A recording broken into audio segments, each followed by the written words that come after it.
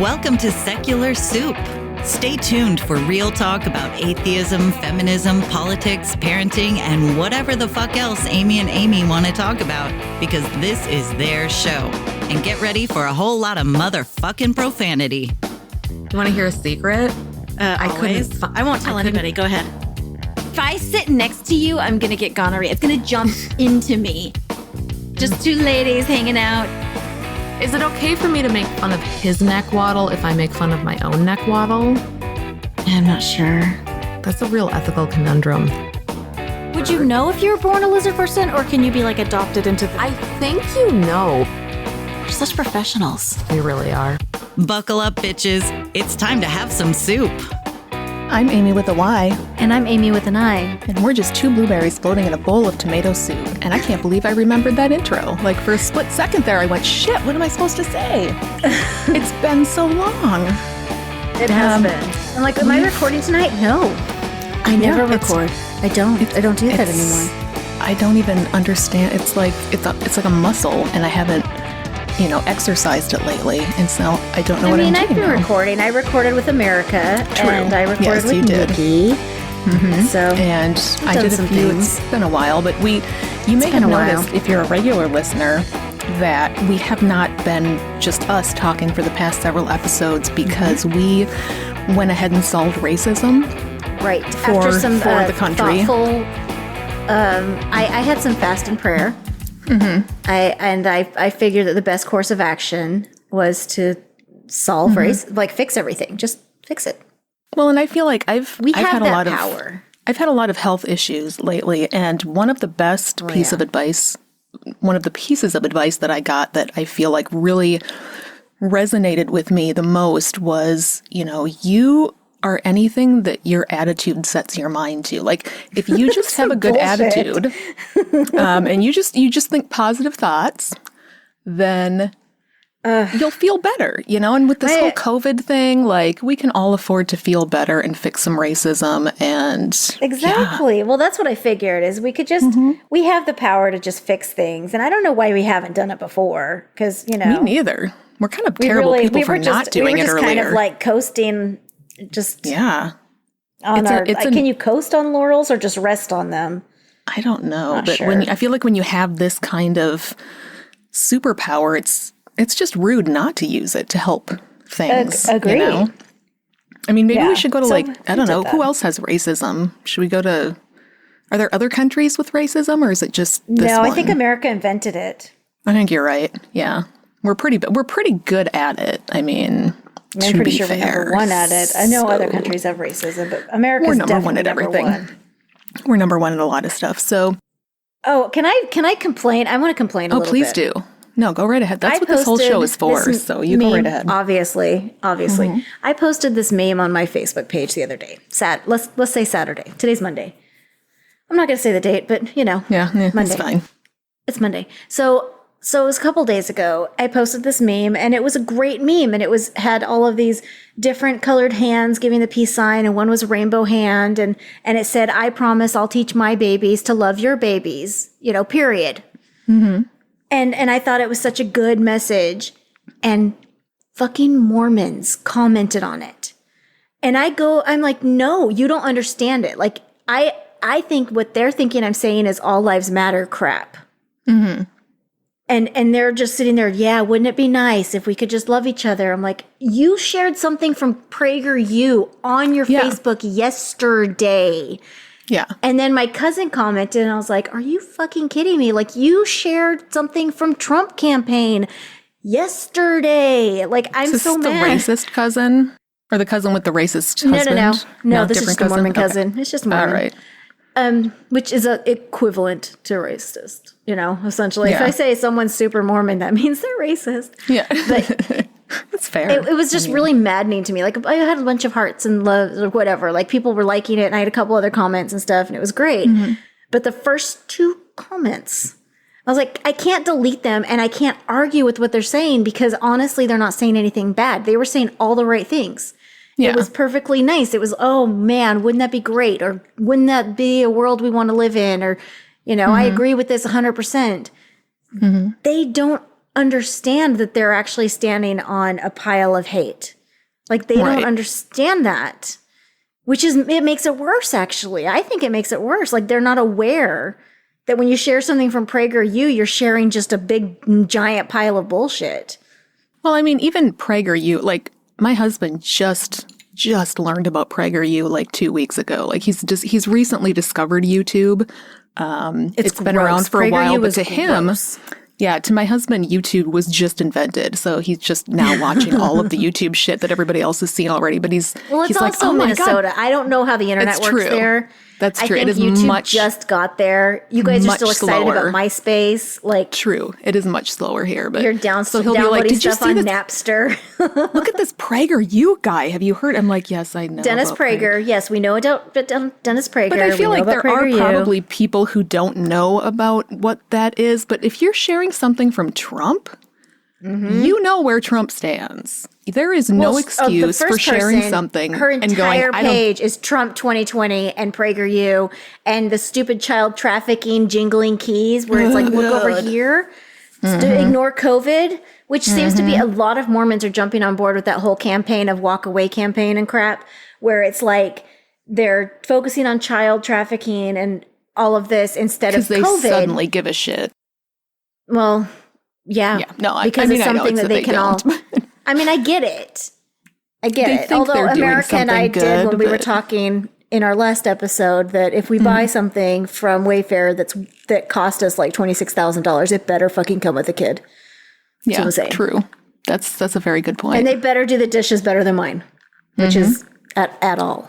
For that kind of money? I mean, for Thank fuck's you. sake. Thank you. I think it's funny that there's all of a sudden all these people that are just like child trafficking. Oh my God. Yeah, you didn't give a shit 2 months ago about child trafficking. Well, now because it's mask and they don't want to argue about mask anymore. And they did this whole like Facebook shutdown. I didn't notice anyone disappear from Facebook except for like 3 crazy aunts. Yeah.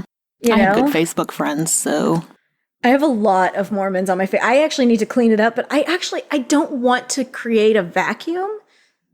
So I randomly go to these pages, but then I just get really upset because people honestly believe this nonsense.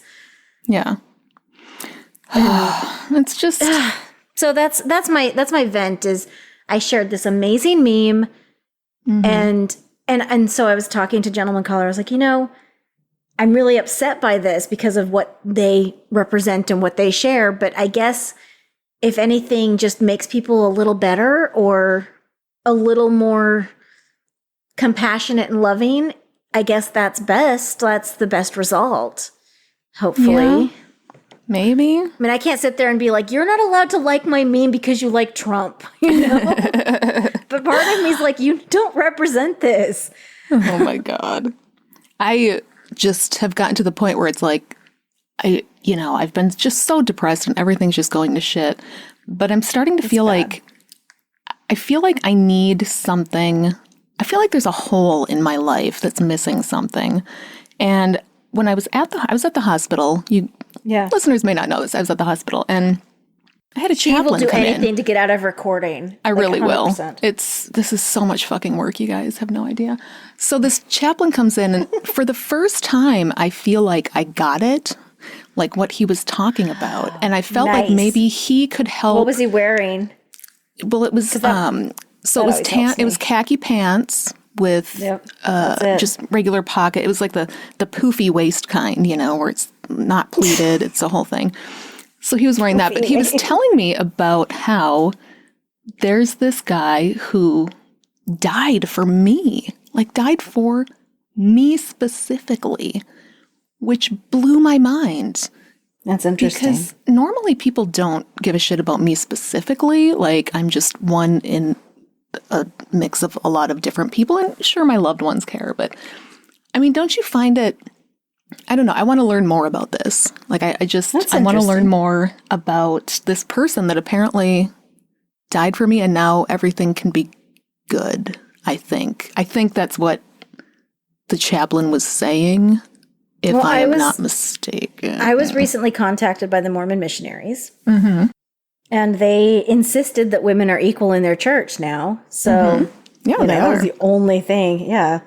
exclamation point. Women are equal exclamation point. So I'm like, okay, cool. When you add the extra exclamation points to it, it makes perfect sense. And I didn't argue with them or shut them down at all. Well, why would you? You're a woman. It's not your job to do that. True. Are you kidding me? Come on. It's true. Plus, it was a Sunday, which is, It's the Lord's Day. You don't want to. You're supposed to be relaxing that day, aren't you? Do Mormons still have Sundays, or is it Saturdays? You guys do Sundays, It's Sunday. right? Yeah, it's Sunday. Anyway, no, I don't believe in Jesus. That's all a bunch of bullshit. But I have been at the hospital, and fuck them for everything they have done. And I had a really shitty couple of weeks. Really, really did text the missionaries for like a couple hours. Fucking awful. Yeah, you should pull up your missionary argument. It's really funny. I got to go read to it on the Zoomcast, on the get together thing, but most people haven't heard it. That was fun. Okay, so maybe it will convince you to believe in Jesus. Go right ahead. You go find it. I'll tell them about this quick, and you go find that. Okay. Yeah. So no, it's if you're listening to this in the future, I guess we are right in the middle of COVID-19. Shit's about to get worse. It's a royal shit show. But I had to go to my local hospital, not for COVID, but for Crohn's disease, because as some of you might remember, John Willis of the Wayward Willis podcast gave me Crohn's disease like a year ago, I think. But I would have to go back and look. Been cured by now? Well, Nathan, podcast historian, would know because he pays attention to these timelines. In fact, today, exactly as we are recording, is the 1-year anniversary of us meeting and us going to John Willis's house. I know. Does that blow your mind? I posted the picture of it today. I saw it pop up on Facebook and I'm like, oh, that was today. So yes, exactly 1 year ago today, John Willis was somehow slipping Crohn's disease into my pizza. Yesterday was the day that I met Rich and Deanna, I think. Yep. Yeah, because you got there before I did. I came the night before. Yeah, you got there the day before. No, I came the same day. Oh, no, I came the same day. Okay, then it was the 10th. It was a couple hours before, though. Who fucking knows? You definitely got there first. I don't know. It's a whole thing. If you would like to go to our Facebook page, there is a video of that meeting where we meet for the first time. So if anybody's listening, you're interested, check out Secular Soup Facebook page, and we got that shit on there somewhere. Anyway. Yeah, I was hiding behind a pole. So yeah, I still have the Crohn's disease and had to go to the hospital. And and then you went to the hospital, and then you came home, and then you went back to the hospital. And then I went back to the hospital, which, oh my God, do you want to hear the most heartbreaking thing you've ever It's bad. My mom was trying to help with my younger son because he's just having a big sad every time I leave now. He's having a harder time with it. And so my mom's like, I'll pick him up and we'll do something. And tried to cheer him up. And so the second time I was in the hospital, she went to pick him up and they went to go to the park. And he said, my mom's at the hospital. And my mom, his grandma, said, yeah, I know. And she'll be back soon, though, probably. And he said, yeah, she'll probably have to go back again, though. And I felt so bad. Oh, it was terrible. But yeah, the whole time I was there, everybody was awful. It was one of the worst trips. They closed down an entire unit of the hospital because of COVID. And so that meant that they were shoving people like me onto the post-op floor with people who had just had surgery. And I had roommates, and they would take a roommate out and bring one in the next day. And then that person would go home, and then they'd bring one in the next day. And the roommate haven't been tested. The roommate had been tested, so... But you hadn't been. That's how COVID is spread. No, I had been tested. They tested me in the ER before they would let me go up to the room. Oh, good. Isn't that a nightmare? It's the worst. It is the worst. Oh, my God. I asked... Yeah, now you understand why when they bumped it to a week later and I had to do it again, I was like, I don't want to do it again. I was crying. The nurse was like, sobbing. I'm so sorry. Like, I can't. I was sobbing. Oh, I was sobbing, and the nurse was like, I'm so sorry, but I have to. I'm like, oh, okay. Yeah. The nurse that did mine, too, he's like, I am so sorry for what's about to happen. And it's not fun. I'm like, I said, what should I do? Like, what kind of, should I tip my head back? And he just said, just don't punch me. Yeah. All he said was, please don't punch me. That's all I asked. Yeah, it literally doesn't matter what you do. And I'm pretty tough, and I've had a lot of medical things. And, it was awful. But still, I was just sobbing. Like, as soon as they did it, I was just sobbing because that's an instinctual reaction is just to sob. All I can think is, if my poor kids have to have that test at some point, oh my God.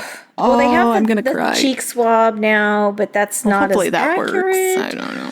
Well, so they tested all the patients that were in the rooms, but they changed their policy so that everybody could have one visitor. Because the last time I was there, you could not have visitors at all.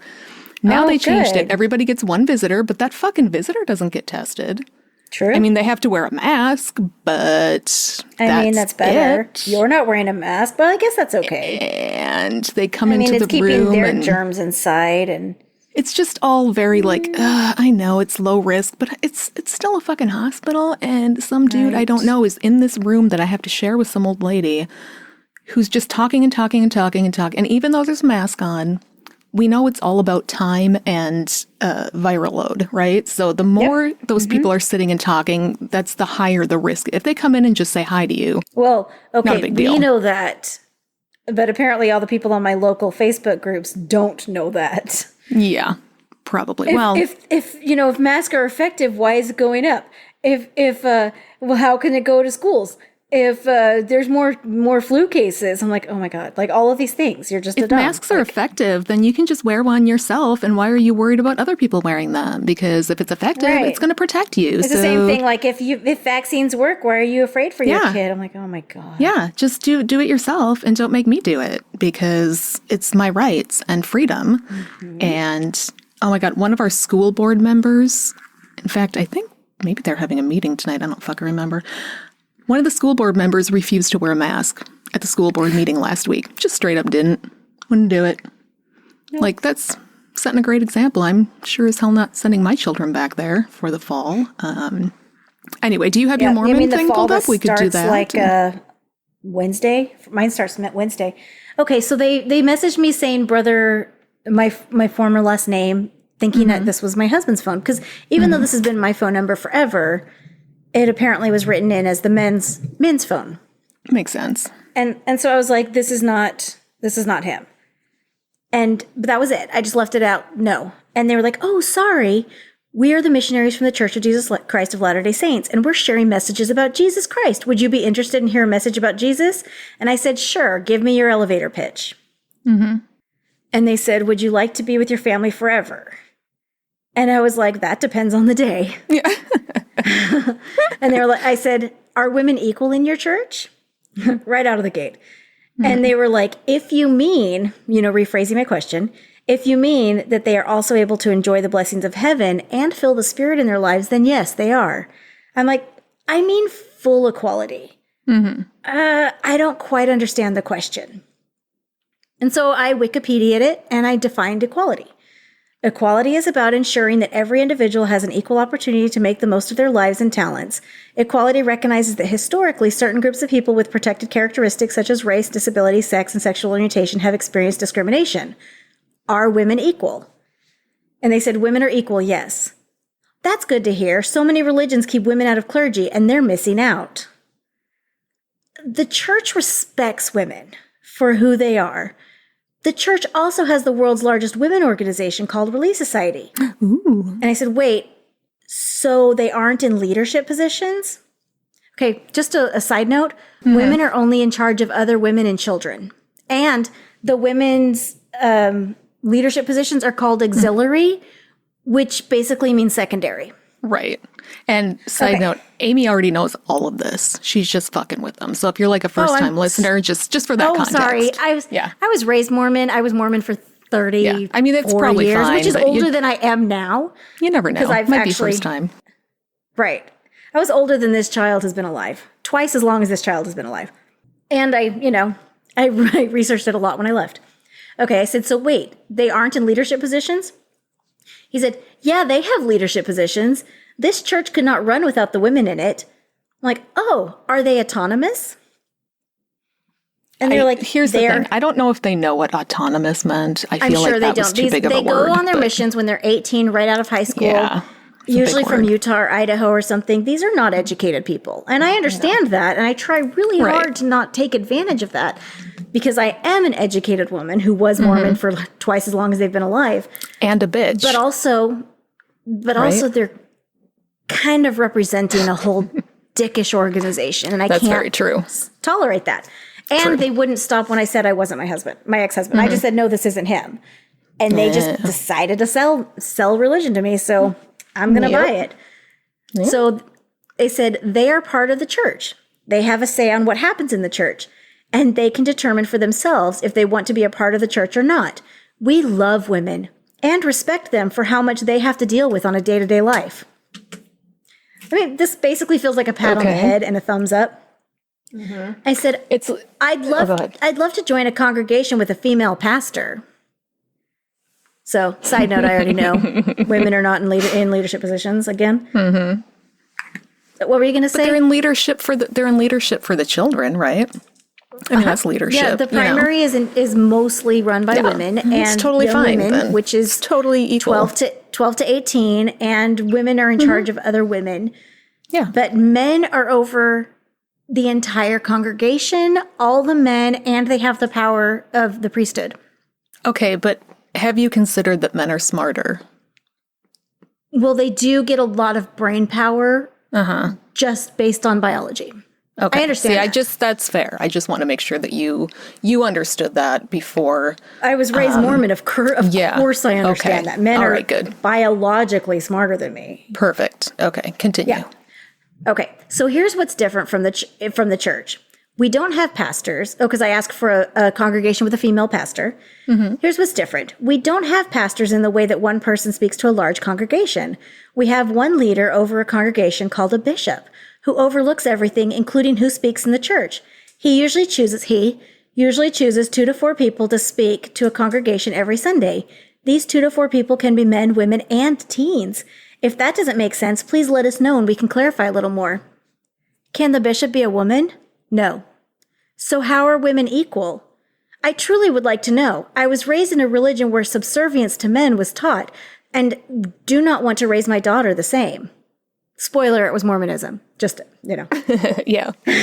We understand. That. They don't know that. Yeah, I know that. I was having so much fun, and my partner was like, "You are so mean." I'm like, I just want to see what they say. Listen, they have boring days. You jazzed up their day for them a little bit. I jazzed it right up. I was sitting there watching Happy on Hulu, and I was texting the missionaries. Mm-hmm. So, and I was drinking. Yeah. It's COVID. I'm drinking a lot. So, yeah, I truly would like to know. He said, we understand where your confusion comes from, and there can be a lot to take in. Is it possible we can schedule maybe a video call to talk about it? Oh, no confusion. Are women equal or not? Yes, they are! Exclamation point. Great. How many women prophets have there been? How do you know we have prophets over our church? I looked up Relief Society. You're Mormons. Busted. He was trying to catch me, and I was like, no, fuck you. You said Relief Society. I can Google. Yeah. I mean, he assumed women don't know how to Google. Yeah. Right? I sent him a Live Science article about women, the Mormon church, and gender roles, and I was like, there's no way women are equal in your church. I'm assuming you're male, so it doesn't affect you as much, but equality is a big deal. His answer, we also have sister missionaries that do the same thing we do. If you go to a reliable website, and he posted churchofjesuschrist.org, that's the only website they consider reliable, FYI. They actually have a phrase that I've said before, ask God, not Google, because that's the only website that's reliable. Yeah. But you can find shit about the church too. I almost sent one of the essays, but how would I know if I was just an investigator? True. Because I know where to find the information that tears down the church from within the church, because, I'm an apostate. You're a sneaky bitch, yeah. We also have sister missionaries that do the same thing we do. If you go to the Reliable website, then you will find women have a great role in our church. Please let us have a call and we can explain everything a little better. Great. Can a sister missionary baptize me into your church? No, she cannot. Just FYI. How about this? Would you like to talk to the sisters about what it's like to be a woman in the church? I was a woman in the church for 34 years. I said, can a sister missionary baptize me into your church? No. I sent a screenshot, because this is where I was becoming a little bitch, where I said, are women equal? Women are equal, yes. I screenshotted that and sent it back to them. And I said, women are not equal in your church. Here's their long rant full of typos. Right. I pissed off the little bike boy. We claim that we have the priesthood of God in our church. Prophets in the Old and New Testaments had the priesthood. Men, as in the New and Old Testament, have the responsibility to hold such a sacred calling. This is obviously copy and pasted. Women are blessed with the ability to marry a man who holds the priesthood, and they can experience the blessing of priesthood as men can. Does God love his children? Yes. We see that when Moses crossed the Red Sea, does he help women lead as well? Yes. We know this by Esther and Mary. Does the Church of Jesus Christ of Latter-day Saints love and cherish women? Yes. Do they have leadership opportunities to participate in the work of the Lord? Yes.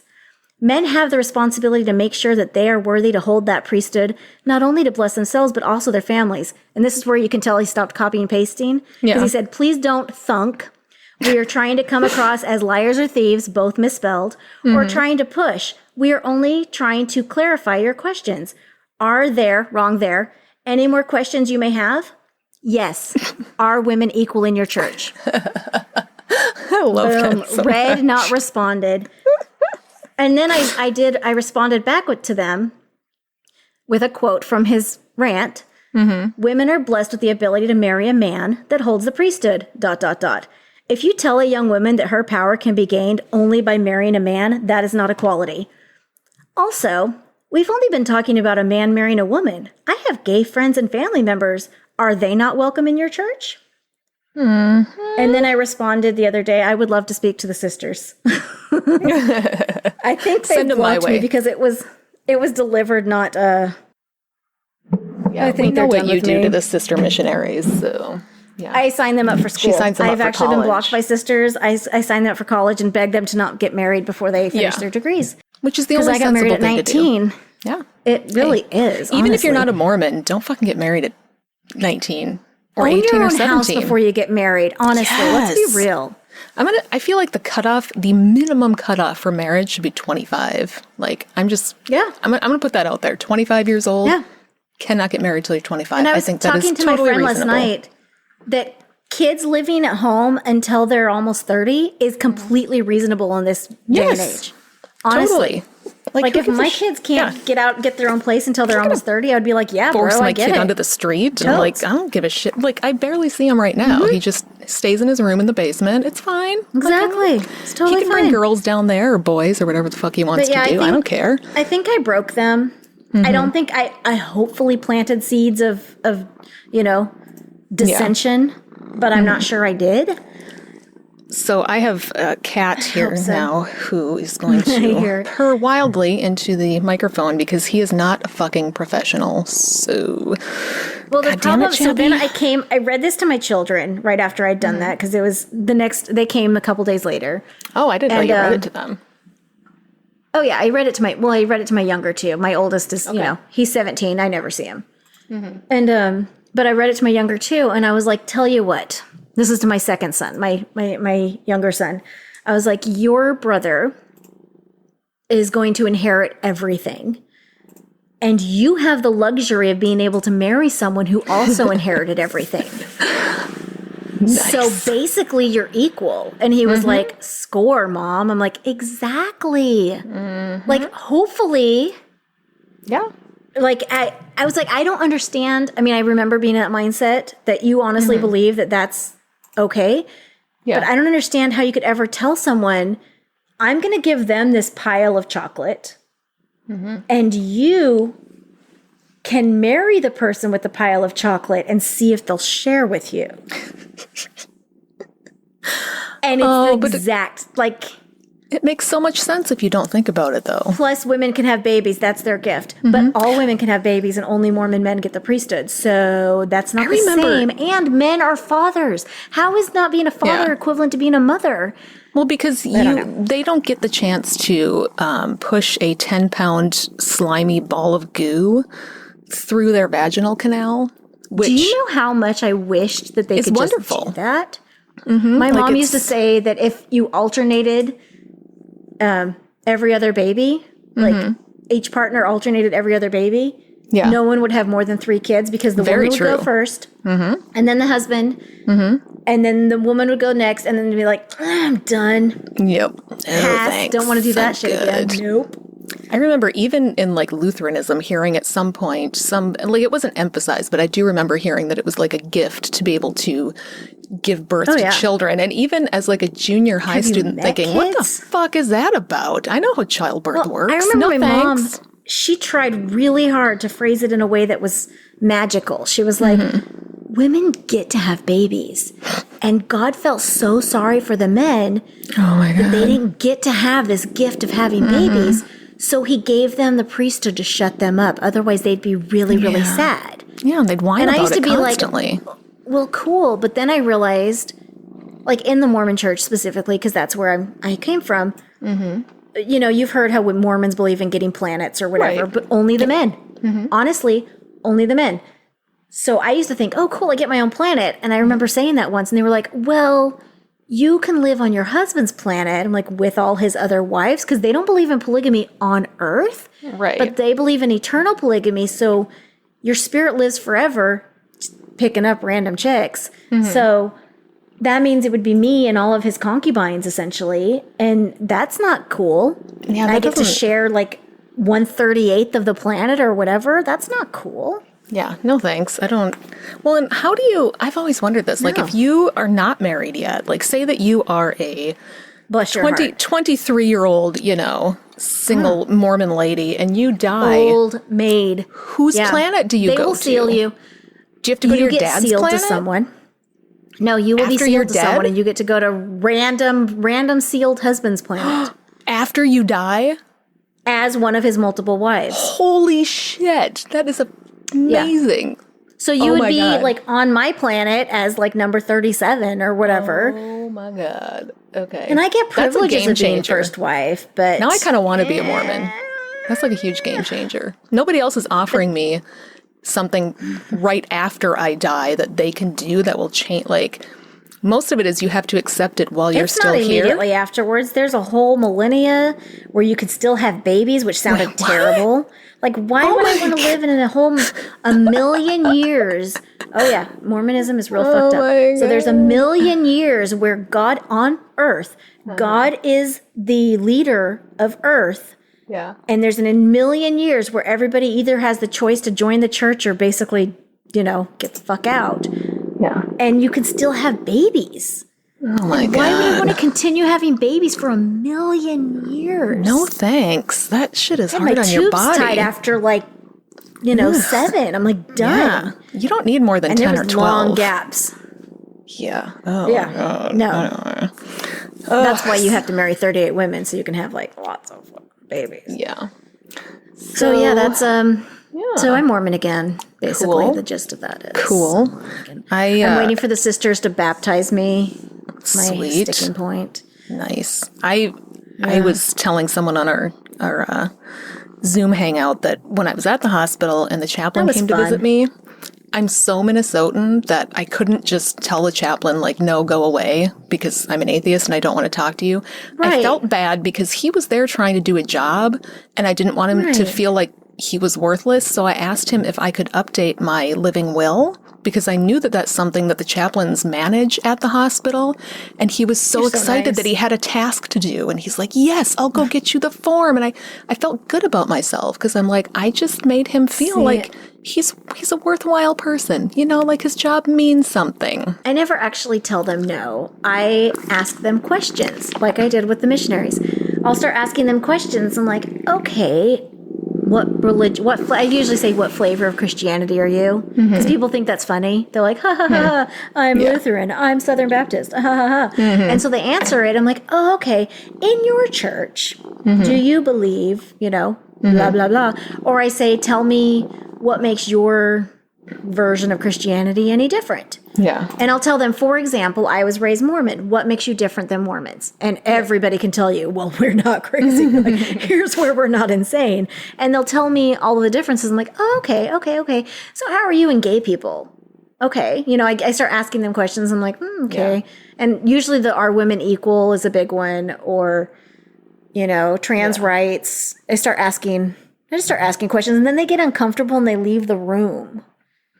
Well, that's and then I request for my nurse to send the chaplain back because I'm a bitch. I wasn't. And they're like, "Oh, the chaplain's requested. You know, they didn't answer their call, or they requested to not come back here." I'm like, "But what if I want my soul saved?" Not at worth this point, it. I've already been a bitch to the nurse, like funny bitch, like, you know, my shtick is. Yep. And so the nurse is already like, sorry. Yeah, the nurses all know my Looks like funny your souls shtick. were going to remain unsaved, so... Sometimes I feel weird because, like, I've got the whole funny shtick and I'll joke with the nurses, but it's like, I don't want them to think that I'm not in pain either. Like, I'm joking with you and we're having a good time, but I promise you I'm still in excruciating pain. Until they take my blood pressure and it's like, you know, 240 over 180 or something insane. I'm like, oh, by the way, I'm in insane amounts of pain. And they were like, oh my God, you are. Yeah. And I'm like, my blood pressure is usually like 110 over 54. Like I'm solid. And they were like, oh my, you're in lots of pain. I'm like, yeah, I am. Yep. I am. I'm in a lot of pain. I just don't, like, sometimes I think maybe I shouldn't joke with them, but it's just who I am. I don't, who am I if I'm not joking with nurses? Unless If they're they just dude look nurses. at me, So. if they just like look at me and they don't laugh, I'm like, So, I'm like, someone's not getting a tip. yeah. I like to tip the nurses at the end of the stay, though, because, you know, sometimes you've had them for like 3-4 days in a row. So. I tell them no laugh, no tip, which they just they don't think is funny, but I'm laughing because I think it's funny. So That's from an old 30 Rock episode way back when. No laugh, no tip. So now I say it to nurses. That. Okay. I don't know if I said this to you since it's been forever since we actually recorded a podcast. I know. I know I've told you this and pretty much everybody else, but for the people who don't follow me or know me or whatever. So Those lucky people. You select few that don't know how good you have it. I had a couple of dude nurses in the hospital. Stay there. And let me tell you, these fucking guys, I just want to rant about, I used to really look up to male nurses. Like I thought when I was younger, I feel like I got treated better somehow. Like they were trying harder because they knew that they were in this female dominated profession and they were trying to prove what good nurses they were. It seems like it depends on what department you're in. Well, and it used to be, I mean, I haven't had tons of them over the years, but it's always just been general, like either post-surgery or I'm just on the floor for a few days because I can't eat anything or something like that. Right. But they seem to be more like they're trying harder to be respectful. But the past, these fuckers I had the past 2 times in the hospital, these motherfuckers. I don't know if it's because I've gotten older and crankier, maybe, which could totally be it. Like, I'm old as fuck and I didn't used to be, and I've been dealing with this for a long time. But it seems like the dudes were always the nurses that had to make sure that I understood my body and what was going on with it, because they were pretty sure that I did not already know things about the disease I have and how my body works and how medications work specifically and how medical monitoring works. So they were trying to be very helpful by telling a 43-year-old woman who's had Crohn's disease for 27 years how different, like how an oximeter works and why doses of medications are very high and why that's... I wanted to beat all of them up. Because your body builds up an immunity to stuff. They also, none of them could get a fucking IV in me, except for the one male nurse I had in the ER the last time who was the exception. He was amazing and I loved him. But the rest of the dude nurses were just cocky as fuck. They usually have to call the pediatric EMT for me. Yeah, like they can't, they think they're going to do it because they think they're just... Oh, they get real cocky. They just got this whole swagger, like, you know, oh, I'm gonna get the IV. And I told you, the anesthesiologist comes swaggering in, and I just start shit-talking him immediately. I'm like, oh, okay. Yeah, let's see what you've got, bro. Like, let's see this. I still haven't written my angry letter to the hospital. I really should do it before I'm less angry, because when you're writing a sternly worded letter, you want to make sure you do it when you're still fucking pissed, so... I filed a complaint online while my son was still in the hospital. Nice. And sent it to the nurse's station over email from the room that night. They actually had, like, the administrator come in and talk to me the next morning. Wow. I was pissed. I called the hospital, like, customer service line from his room. I called the patient advocate from my room on Friday, Yeah. I picked up, I'm like, what's the fucking number to the patient advocate? I'm calling this bitch. And it was a Friday afternoon, and I called and left a message because nobody returned my call. And then Monday morning, as I'm still in the hospital, I get a call back. this is so-and-so from Patient Relations returning your call. And all I could think was, hope you had a good fucking weekend, because I sure didn't. But thanks for calling me back 3 days later. That's really cool of you. Super annoying.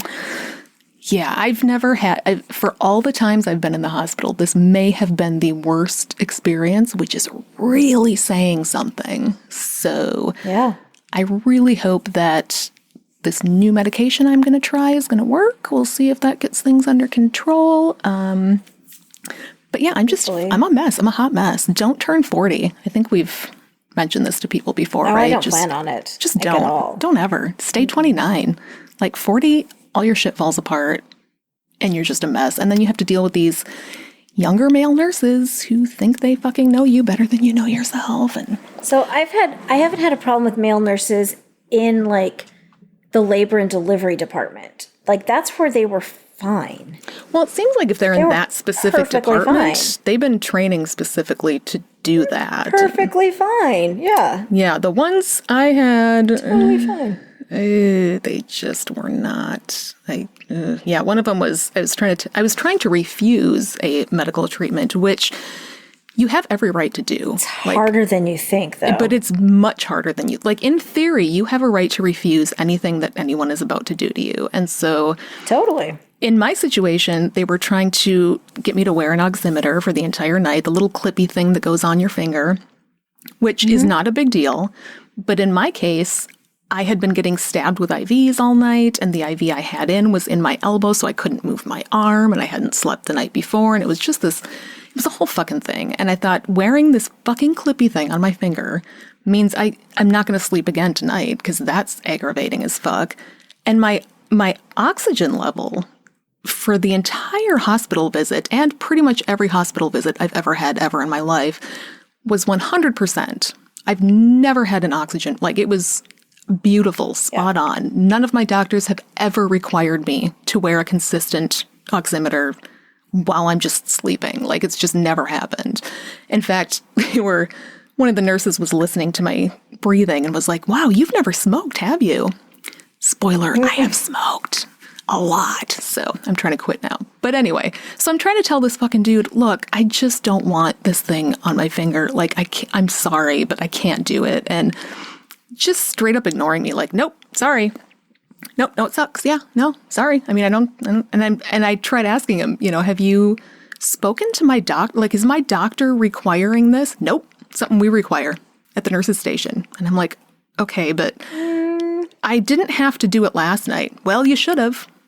Okay, but I really don't. I think this is going to make it really hard for me to sleep, and I would really prefer not to. Yeah, I know. It's just no fun, is it? It really sucks. Everybody hates it.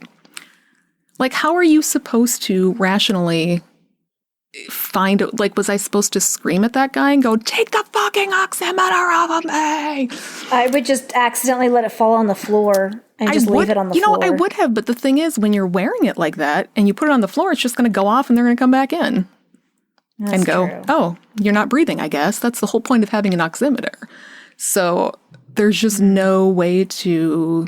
And he's like, well, we could... And then he has to explain that when you're on heavy pain medication, you may not know this, Amy, but when you take heavy pain medication, it depresses your respiration a bit. So sometimes it slows down your breathing, which can lead to oxygen problems.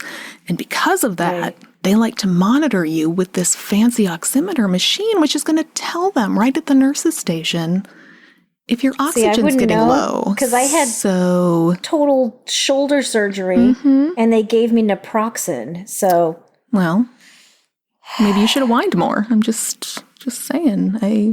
The state of pain medication in this country is appalling. Yeah. And I can't even. It's wow. I have a doctor's appointment tomorrow, and no, I literally had they did a debridement, and they shaved. The layman's, they shaved my clavicle, and then they shaved this whole joint, and then they, there were all these sutures and all kinds of stuff, and it hurt so bad. I can't even imagine. The first 3 weeks were absolutely a nightmare. Like the first 72 hours were okay because I had a nerve blocker, but the first 3 weeks after that, were just terrible. And then the first 6 weeks total, I was in just massive pain constantly. Yeah. And I had naproxen. So I found some tramadol from my pain doctor. Mm-hmm. So I was taking tramadol with whiskey. Which also kind of sucks, but yeah. But it helps it actually work. Mm-hmm. Like I went through a lot of whiskey those weeks because I'm like, there's nothing that's touching my pain. What the fuck else are you supposed to do? Like, what are you supposed to do? And I told my doctor, I was like, I am in a lot of pain. He was like, do you need me to write another prescription for naproxen? I'm like, fuck you. I mean that in the nicest way possible. Like pre-opiate epidemic, back in the good old days, your doctor could refill like 3 fucking months worth of... I'm in like a really like all of these new regulations and stuff have actually really fucked me over. Oh yeah. Because my surgeries and everything are from a massive accident and there's all of these, frivolous lawsuits things that it's not even going to matter. Right. Like because it's not frivolous though. Yeah. And I have had surgery. I'm probably going to have more. Yeah. And it's just But none of that should have anything to do with you having here's your naproxen. Your pain controlled. Like, you have a right to have your pain controlled, which is actually something I read in one of the pamphlets none of it's, at the hospital. They don't care. Because I got bored, so I was actually reading the pamphlets they give you. But there was one on pain. Yeah, but they ask you on a scale of 1 to 10, but they're like, what is it really? I'm like, I'm not lying. Well, and like, I have so many bigger thoughts that I've already talked about on this show, so I won't get into it. But like, I get it. Opiate epidemic, people dying, totally get it. However, the regulations have gone so far overboard that if you legitimately are a human being in pain, you have to somehow find a way to convince your doctor that you're in enough pain that you deserve to have it managed. It's not even about really if you're in it, it's just do you deserve it? Yeah, like, are you a good enough person?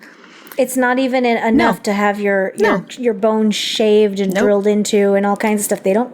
And like, you go to the hospital, like I go into the hospital and I'm in the hospital when you're inpatient, they'll just inject straight up Dilaudid or morphine right into your IV. Like you can do that while you're there. I was an outpatient surgery, so it just went to a surgical center. But then the minute they go to COVID, discharge you, they're like, oh, you're fine now, right? Okay, bye, go home. And they give you nothing. Yeah. For pain to go home with. And it's just like common sense would tell you, I've just been here for 4 days in an astonishing amount of pain. I'm really not that much better now. I'm just better enough that I can go home and not need to have constant monitoring. Just meeting these marks, but that doesn't mean that I'm not in pain anymore and that Tylenol is going to help me, because it's not. So I mean, there's codeine in it, so be happy with that. I think they can only prescribe you like 10 tablets at a time. I think that might be because the hospitalist this last time prescribed me 10 tablets of oxycodone. And that's all she could prescribe. So I had to... I'm allergic to that anyway, so that's why. Because I can't have that. There's other shit, though. Come on. They could give you Vicodin or... Well, I can't have... Well, Vicodin's what I'm allergic to, actually. I'm allergic to hydrocodone. How about lots of morphine? Could they give you lots of morphine? Just bottles and bottles of morphine. But then when I start requesting things by name... Percocet is oxycodone. Yeah, and that's the problem. Oh, but yeah. I want oxycodone. If you request it by name, then you're a drug deal. Like, if you happen to know which pain meds help you, I usually follow it up with, I swear I'm not a seeker, which doesn't help my case. No, it usually does not. I promise I'm not. But my doctors laugh because usually I've joked with them up to that point. And yeah, totally depends on the doctor. The ER doctor I had this time, who's a dick, and I've seen him multiple times over the years for multiple things. He's also seen my children and my husband. Fucking asshole. But when I went in this last time, he just looked at me and he's like, so what do you want to have happen here exactly? And I just look at him and go, I don't want to be in pain right now. Like, that's all I just don't want to be in pain. Is that too much to ask? Like, for reals? He's like, so do you think you need something for pain? I'm like, yeah, I do. But I'm not going to tell him specifically what to give me, because then he's definitely going to think I'm just there looking. But the fact is, it's been 27 years and I know which medications help me and at which level and at which dosages. And I'm sorry, but I know. I know what doses work. So I can tell you. Combinations. Yeah, and then you don't have to guess. I'll just tell you. But if I tell you, then all of a sudden I'm a drug seeker. And so I just have to wait until you prescribe something and then give it a try. And like, it's just, oh God, it's all such fucking nonsense. I was thinking about this the other day. I was talking to my friends about anxiety and, COVID-induced nightmares and all kinds of stuff. And because I don't have health insurance right now. And I was like, I really should probably be back on Xanax or something because I'm having like some severe anxiety. Yeah. And it's actually way easier for me to find weed in it's illegal in this state than it would be for me to get Xanax. Totally. Yeah. I mean, That's insane. And that is an insane thing. I live in a state where like we have medical marijuana. So if I really wanted to. We do not have medical marijuana. Crohn's disease is covered by the medical marijuana law in Minnesota. So if I really, really wanted to, I could convince my doctor to set, she'd have to send me to a different doctor because only certain doctors can prescribe it. So I'd have to go down to the cities. I guess I could go up to whatever, to Oklahoma. Then I'd have to pay cash for it because insurance doesn't cover it. So like in theory, there's kind of a way I could get it, but it's not even remotely feasible. It's just so much easier for you to get it the illicit way. Well, I've got a few contacts, but for me, no, I'm just saying that's just it's crazy that it's easier for everybody to get it illegally than getting a pain prescription or an anxiety prescription or something like that is if you know nothing else about America, that right there it is easier to get an illegal substance than a legal prescription medication. Yep, that's America right there. Which is depressing as fuck to me, and it's exactly that's. When I realized that, I was like, I can get, I don't know anyone marijuana. Who can't get weed if they want it. Like, unfortunately for me, it's just never been a great, it doesn't do a whole lot for me in my specific situation. But like, if I wanted it, I wouldn't have a hard time getting it. I mean, it's not legal in my state, but, when I've used it in so you legal never use it. Ever. When you've tried it in legal states. When I use it in legal states, legally, it helps me sleep. Yeah. So. Which is like, what's wrong with that? Sleeping. Why is that so bad? I don't. I mean, in case you eat all the veggie straws before you fall asleep. I guess.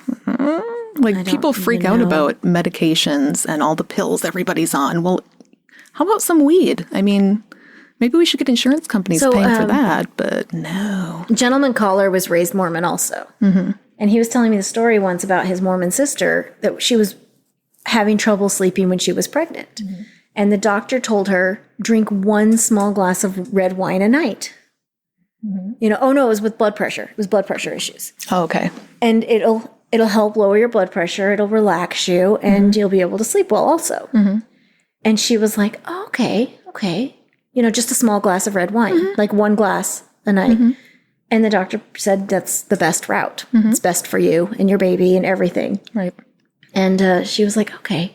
She went and talked to her bishop, and the bishop was like, alcohol, no. So then she went back to her doctor and got all of these medications instead. Yep. And that was allowed, like narcotics and all kinds of stuff. And that was totally fine and allowed. Because why? Well, and something I've been thinking more about lately that I know I told you and Nikki about, but like the fact that we as adults, like the fact that there are substances that can help you with your pain, but you are not allowed to access those substances unless you convince a gatekeeper that you are in enough pain to deserve it, fucking pisses me off. Like, as an adult, I should be able to understand, okay, here's what this medication does, here's what it's going to help you with, but here's the drawbacks, here's what could also happen, here's how addiction happens, and here's the side effects. As an adult, I should be able to make that decision and decide, okay, I don't want to mess with this because I'm too worried about the addiction side of it. I'm going to make sure that I work with my doctor very carefully to take small doses. Or I should go buy all of it I fucking want to and just bliss out on it because I'm a goddamn adult. Like, I don't know why we have such a hard time with this. Why is your pain being controlled bad? Honestly, like, why is that seen as bad? If you look back at like the regulation history, it's probably racist because every single law we have in place has racist, it's history. Part of the whole everything. The opioid epidemic thing is that it's a lot of white teenagers dying now. Frankly, I mean, hate to put it that way, but that's kind of what it's. Suburban white teenagers have started getting addicted to the opioids, and now it's become a crisis. It's a public health crisis. That didn't happen during the crack epidemic or during anything that's affected people of color. Nobody gave a shit then. It was just lock those people up. But now, because it's white suburban teenagers, we need to help them, and we need to make sure nobody else has white access. Suburban teenagers, they're fucking assholes. Like, it's just, I'm a Chad and Brad. I don't like those fucking kids. grown adult. Just, I want to go back to the days when they put like cocaine in everything, and you could just buy it as an adult. I don't know. Oh my god! So I haven't watched another period in forever, but I love the cocaine I love that wine. show so much. Yes, such a great show. I tried watching it with Gentleman Caller, and he was like, I'm like, okay, I get it. good. I get it. It's funny. Yeah. But he was kind of over it, and I get it. It's kind of a whole lot of the same. Yeah, but it's still good. Yeah, I'm at the point where I think we need full legalization for fucking everything, and I do too. I want to be able to get Xanax just as easily as I can weed. Let's be real. There's no reason you shouldn't, as long as you understand what the drawbacks are and what overdose means and what you shouldn't take it with. And if you make an informed decision, then that's your fucking decision to make. Like, it's not somebody else's job to save you. I understand that if you take Xanax regularly and then you stop it suddenly, you could have a seizure. Yeah. I understand that. Mm-hmm. Or if you mix it with opioids or something, it can make you stop breathing. Absolutely. Absolutely. There's no reason we can't understand that and also take a calculated risk with our own bodies. Right. We already do it with alcohol. Way more dangerous, and no one actually tells us anything. I looked it up. More people die of alcohol-related illnesses than COVID? Than opioids. Totally.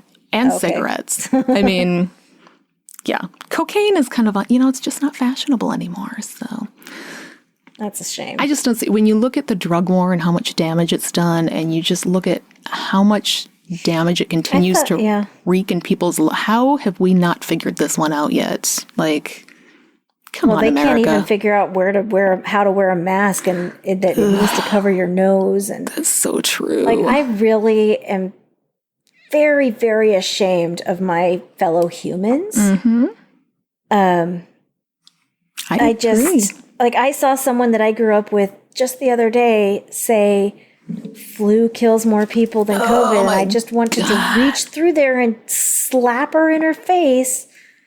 I just don't understand people. But anyway, so I talked about her before. I had that whole fight with her on Facebook, but we're still friends on Facebook apparently, because she wants me to fight with her every week. Fighting's fun. Apparently.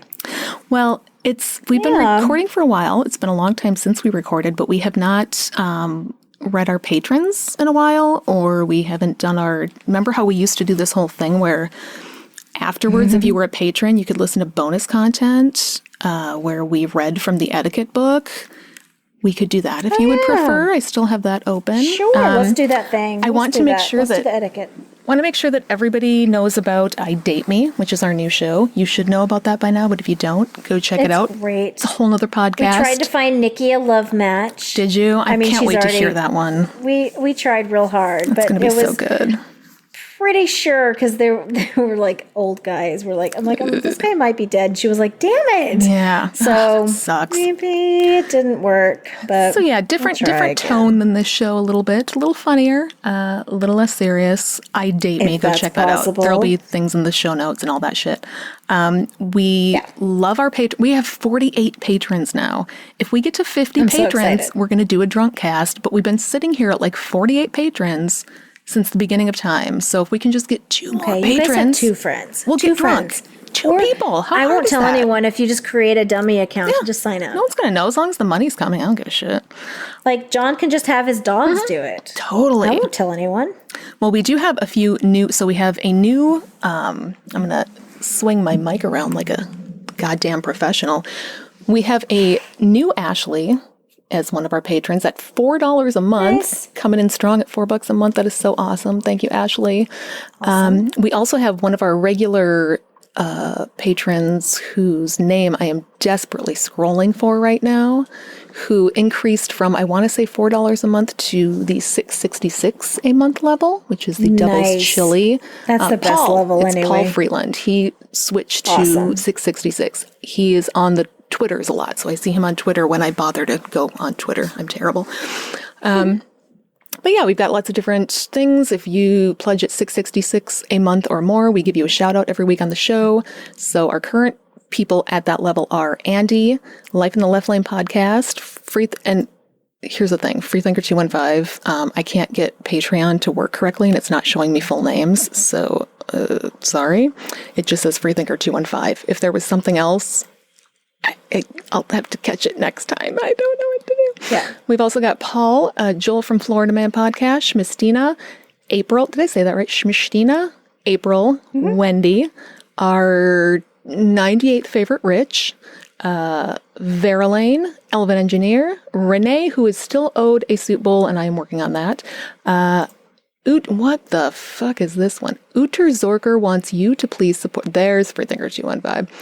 Uter Zorger wants you to please support the International Association of Atheists, otherwise known as Freethinker 215. Our favorite patron, Ashley.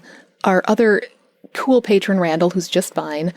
Our second highest patron is named Fascism is here, and it brought secret police. You're not wrong. Oh, yeah, it did. You're not wrong. Fascism is here, and it brought secret police. And now I'm sad. Once again on top, our top patron, $42 a month, which is an astonishing amount of money, is Sarah bullied me into changing my name. So thank you very much, Sarah bullied me into changing my name. We appreciate that $42 a month. We recently spent it on some beauty products that we are making patron-only videos for. I haven't done my video yet. Mine's done. I just need to post it. But if you become a patron, you'll get to watch videos of us doing stupid beauty rituals and trying shit out. So another incentive to become a patron.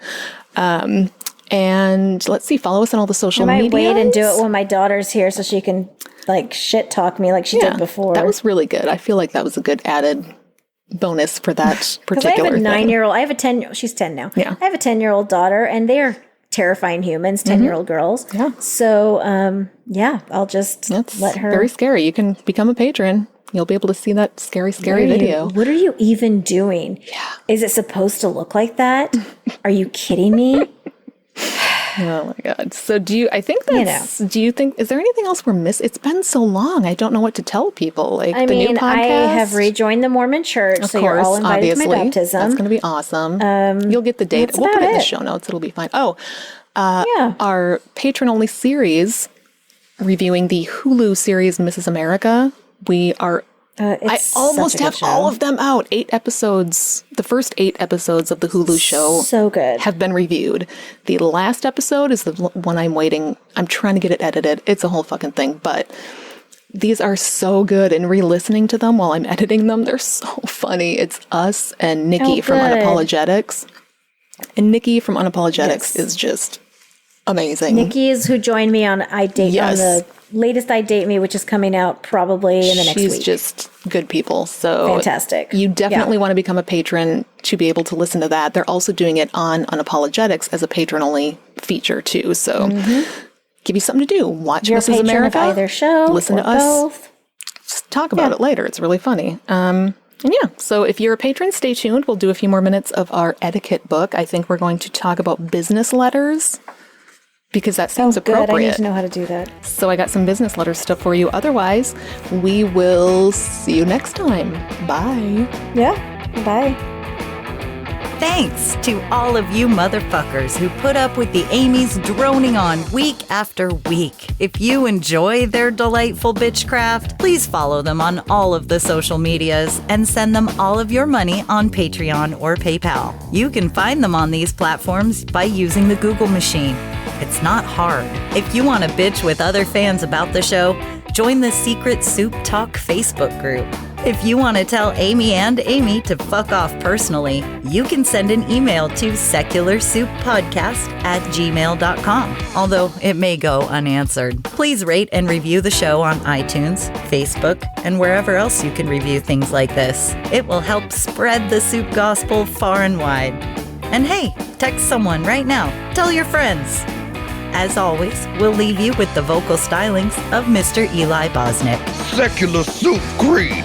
Soup is the ultimate virtue. It's delicious, nutritious, patriarchy smashing, Racism fighting, warm and fuzzy, human affirming, fun having, anti-theist, glitter throwing, tummy satisfying, pair of new shoes fulfilling, diversity seeking, happiness. Minestrone, beef and barley, chicken broth and split pea, gazpacho, tomato, clam chowder and potato, chicken noodle, beef noodle, egg drop and ramen cup, miso, gumbo, leek and pho. Grab a bowl and taste the magic. Slurp even this.